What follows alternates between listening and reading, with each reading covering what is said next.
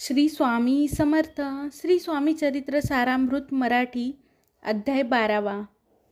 श्री गणेशाय नमः. कराया जगदुद्धार, हारावया भूभार. वारंवार परमेश्वर नाना अवतार धरीत असे. भक्तजन तारणार्थ अक्कलकोटी श्री दत्त यतिरूपे प्रगट होत. तेची समर्थ श्री स्वामी. गताध्यायाचे अंती. बाळपाले अक्कलकोटी. पुण्यनगर पाहुणी दृष्टी. आनंद पोटी नचमावे. त्या दिवशी श्री समर्थ होते खास बागेत. यात्रा आली बहुत, गर्दी झाली श्रीजवळी. बाळप्पाचे मानसी तेव्हा चिंता पडली ऐशी. ऐशा गर्दीत आपणासी दर्शन कैसे होईल. परी दर्शन घेतल्याविना आज करू नये भोजन. बाळप्पांचे तनमन श्री स्वामी चरणी लागले.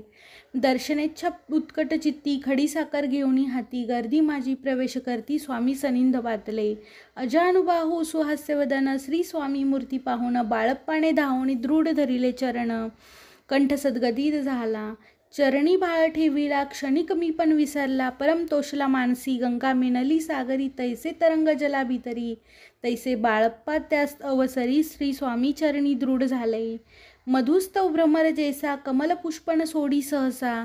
श्री स्वामी चरणी बाळप्पा तैसा दृढ जडला स्वभावे. येऊनिया भाणावरती श्रीचरणांची सोडली मिठी. ब्रह्मानंद मायेपोटी स्तोत्र ओठी गात असे. श्री समर्थ त्यावेळी पडले होते भूतळी. उठोनिया काय केली लीला एक विचित्र. सर्व वृक्षांशी आलिंगन दिले त्यांनी प्रेमे करून. बाळप्पावरचे प्रेम ऐशा कृतीने दाविले. धन्यता मानोनी मणी. बाळप्पा निघाले तेथुनी. परी तयांची श्रीचरणी चित्त गुंतले अखंड. त्या सवे एक जहागीरदार. ते होते बिऱ्हाडावर. स्वयंपाक करुणी तयार. म्हणती जाऊ दर्शना. बाळप्पा दर्शन करून आले बिऱ्हाडी परतून. जहागीरदारे नैवेद्य काढून बाळप्पा हाती दिला. म्हणती जाऊनी स्वामींसी अर्पण करा नैवेद्यासी. अवश्य म्हणून तयांसी बाळप्पा तेव्हा चालले. म्हणती नैवेद्य दाखवू मग करू प्रसाद भक्षण. मार्गी तयांसी वर्तमान विदित एक झाले. त्या समयी श्री समर्थ असती नृप मंदिरात. राजाज्ञे वाचुनी तेथे प्रवेश कोणाचा न होय. ऐसे इकुणी वर्तमान. बाळप्पा मणी झाले खिन्न. म्हणती आज नैवेद्यार्पण आपल्या हस्ते नोहेची. मार्गावरुनी परतले. सत्वर बिऱ्हाडावरी आले. तेथे नैवेद्यार्पण केले. मग सारिले भोजन.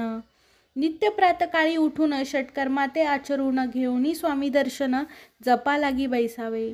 श्री शंकर उपास्य दैवत त्यांचे करावे पूजन नित्य. मध्यान्नी येता आदित्य जपानुष्ठान आटपावे. करी जोळी घेऊन श्री स्वामीजवळ येऊन मस्तक ठेवूनी चरणी जावे भिक्षांकारणे. मागून या मधुकरी मग यावे बिऱ्हाडावरी. जी मिळेल भाजी भाकरी त्याने पोट भरावे. घ्यावे स्वामी दर्शन मग करावे अनुष्ठान. ऐशा प्रकारे करून अक्कलकोटी राहिले. चोळप्पा आधी करून सेवेकरी बहुत जण. त्यात सुंदराबाई म्हणून मुख्य होती तयवेळी. आपण व्हावे सेवेकरी इच्छा बाळप्पाचे अंतरी. सुंदराबाईची करी अधिपत्य सर्व असे. एके दिवशी तयांसी बाई आज्ञा करी ऐशी. आपणही श्री सेवेसी करीत जावे आनंदे. बाळप्पा मणी आनंदला म्हणे सुदीन आज उगवला. सद्गुरु सेवेचा लाभ झाला. जाहले सार्थक जन्माचे. बहुत जन सेवे करी. बाई मुख्य त्या माझारी. सर्व अधिकार तिचे करी. व्यवस्थेचा पै होता. मी प्रिय बहु स्वामींसी. ऐसा अभिमान तियेसी. गर्व भरे इतरांसी तुच्छ मानू लागली. या कारणे आपसात भांडण होती सदोदित. स्वामी सेवेची तेथे अव्यवस्था होत असे. हे बाळप्पांनी पाहून नाना युक्ती योजून मोडून टाकले भांडण. एकचित्त सर्व केले. कोठेही असता समर्थ पूजादिक व्हावय यथार्थ. तत्संबंधी सर्व साहित्य बाळप्पा सिद्ध ठेविती. समर्थांच्या येता चित्ती अरण्यातही वस्ती करीती. परी तेथेही पूजा आरती नियमे करती बाळप्पा. बाळप्पांची प्रेमळ भक्ती पाहुणी संतोष स्वामींप्रती. दृढ भाव धरुणी चित्ती सेवा करीती आनंदे. ऐसे लोटता काही दिवस. बाळप्पाच्या शरीरास व्याधी जडली रात्रंदिवस. चैन नसे क्षणभरी. बेंबीमधून या रक्त वाहत असे दिवस रात्र. तया दुःखे विव्हळ होत. म्हणती कैसे करावे. भोग भोगिला काही दिन. कागदाची पुडी बेंबीतून पडली ते पाहता उकळून विष त्यात निघाले.